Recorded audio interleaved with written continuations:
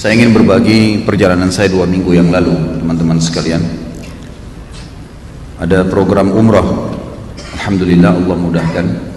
Tapi kali ini saya punya pengalaman pribadi plus Aqsa, pergi ke Palestina, dan juga alhamdulillah Allah mudahkan masuk dan sholat di Masjid Aqsa. Setelah saya masuk ke sana, saya mendapat banyak sekali hal yang semestinya memang saya rasa saya sampaikan, khusus pendapat saya pribadi. Tidak ada hubungannya dengan siapapun, ini pengalaman saya saja dan saya ingin berbagi kepada jemaah yang mendengarkan ceramah saya. Kalau Masjid Aqsa itu adalah salah satu masjid yang sekarang ditinggalkan oleh kaum muslimin. Mereka tidak ada yang datang ke sana, dan memang upaya orang-orang Yahudi dan orang-orang yang tidak ingin agar kaum muslimin bisa merdeka di sana, itu menyebarkan isu, informasi yang banyak sekali sebenarnya tidak sesuai dengan fakta di lapangan. Betul Israel sudah datang dan mengambil alih negara itu, tapi masih banyak kota-kota yang merdeka dan kaum muslimin di dalam masih memperjuangkan hak-hak mereka. Saya temukan di sekitar Masjid Aqsa kaum muslimin berdagang, mereka berjual beli, mereka sekolah. Walaupun di situ ada posko-posko militer Israel, tapi mereka tidak melarang kaum muslimin untuk beraktivitas. Dan juga pada saat kita masuk ke dalam masjid, di pintu gerbang masjid itu ada tentara Israel yang menjaga, dan ada juga di bagian dalam tentara Palestina, polisi Palestina, yang memang kita cuma sekedar melewatin mereka untuk berjaga-jaga dari sisi keamanan saja. Dan sampai sekarang ada beberapa orang Yahudi yang berusaha masuk ke Masjid Aqsa, tidak diizinkan oleh polisi Palestina, dan mereka tidak bisa buat apa-apa. Kalau ada satu warga Palestina yang sempat membunuh satu orang Israel, maka yang terjadi adalah mereka mengejar satu orang itu. Kalau sudah ditangkap, Allah mudahkan dia mati syahid misalnya, maka kehidupan kembali seperti semula. Walaupun ini bukan berarti kita menganggap remeh bahwasanya di sana masyarakat sedang ditindas. Iya, memang namanya penjajah gitu kan, tetapi tidak sebesar apa yang digambarkan oleh media, sehingga membuat kaum muslimin tidak ada yang mau ke sana, ketakutan kalau ke sana nanti jadi susah, nanti bagaimana. Sampai ada satu jemaah saya yang mengatakan kalau ke Masjid Aqsa terus bagaimana, di sana lagi konflik, nanti kalau mati bagaimana? Mati dimanapun kita berada gitu kan. Dan kalau memang kita dikaruniakan mati karena dibunuh oleh orang Yahudi, itu luar biasa, mati syahid. Hadis yang sahih menjelaskan kalau seseorang itu dibunuh oleh ahli kitab, maka pahalanya double syahidnya. Beda kalau orang terbunuh oleh ahli kitab, maka pahalanya double dibandingkan dengan kalau terbunuh oleh orang biasa atau masyarakat atau selain daripada ahli kitab. Intinya begitu. Jadi saya ingin berbagi sebenarnya, kalau Allah mudahkan Anda memiliki rezeki dan bisa umroh plus Aqsa, maka lakukanlah. Karena saya temukan di sana kaum muslimin sangat luar biasa. Kami disambut dengan sangat hangat di masjidnya, sampai imam masjidnya pun datang menyambut kami, memanggil ke sekolahnya, menerangkan apa yang beliau lakukan selama itu aktivitas di sana. Berapa banyak hafidhah dan hafidh Al-Quran dari bapak-bapak, ibu-ibu, anak-anak yang tamat dari madrasah yang ada di sebelah atau di lokasi sekitar Masjid Aqsa. Bagaimana keadaan para syuhada, di situ ada kuburan mereka. Kemudian banyak sekali hal lah yang luar biasa sekali. Dan mereka mengatakan dengan datangnya kalian saja di sini sudah cukup untuk memberikan motivasi tambahan buat kami, semangat baru, gitu kan.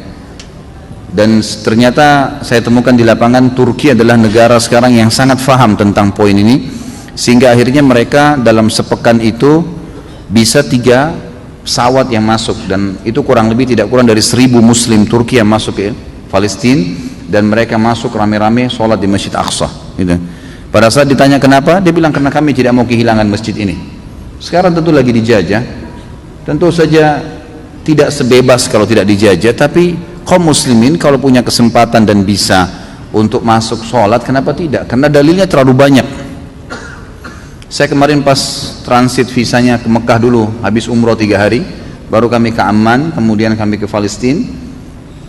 Amman 2 hari, Palestina 4 hari, kemudian ke Madinah 3 hari. Di Mekah saya sempat mampir di satu perpustakaan, penjual toko buku lah.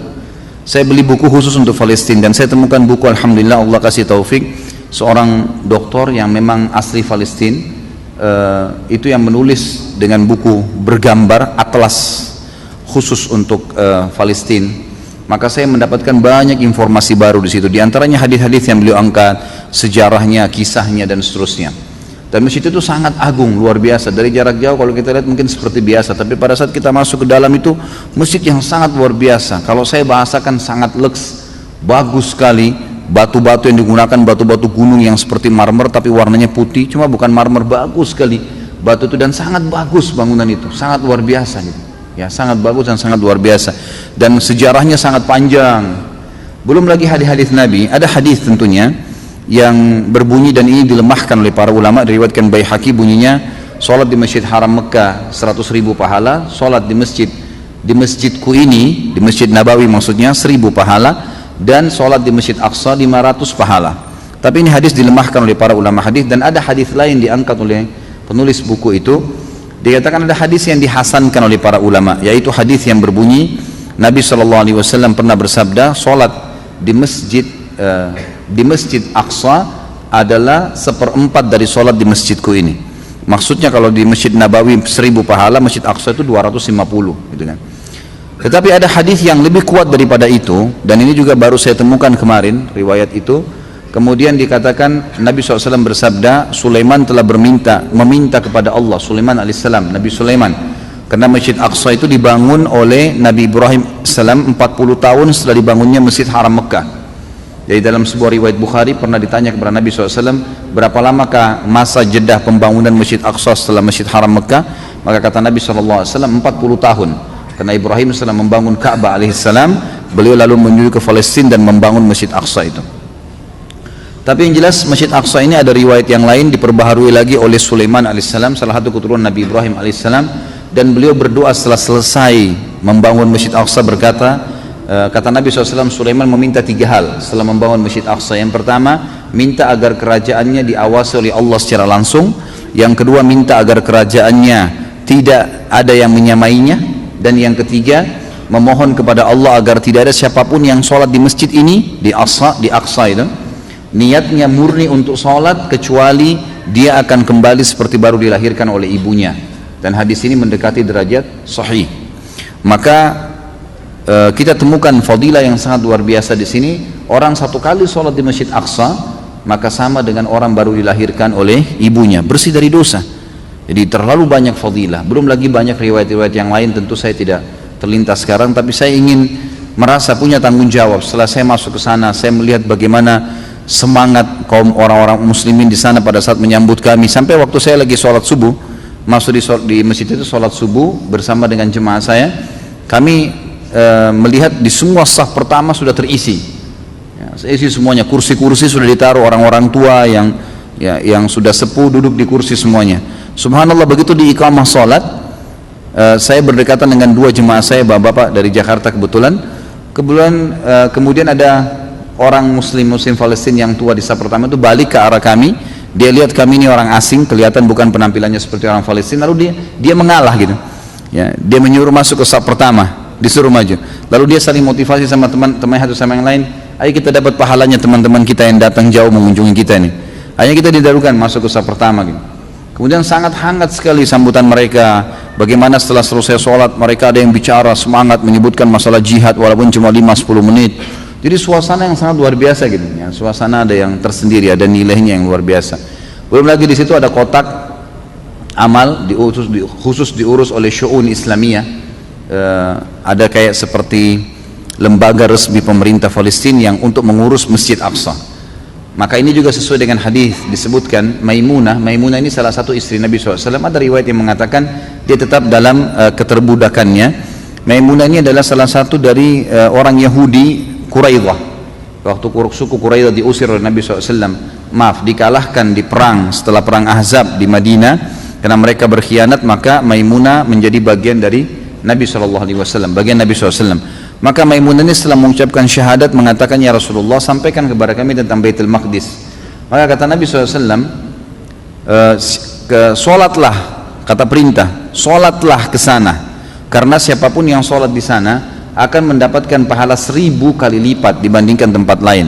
Hadis ini derajatnya sahih, berarti menandakan dia sederajat dengan sholat di Masjid Nabawi gitu kan, 1000 pahala. Lalu kata Maimunah, bagaimana kalau orang tidak mampu ya Rasulullah? Kata Nabi SAW, maka dia menyumbang menyumbang minyak ya, atau membeli minyak yang bisa menyalakan penerangan-penerangan di masjid itu. Karena siapa yang menerangi Masjid Aqsa sama dengan pahala sholat di dalamnya. Di sini motivasi untuk merenovasi tentunya, menyalakan listriknya, memperbaikinya dan seterusnya. Alhamdulillah kemarin saya sempat motivasi jemaah saya. Ini ada kotak, saya bilang di sini tempat penyumbangan. Kita nggak perlu lagi melalui LSM, ini sudah sampai di tempatnya.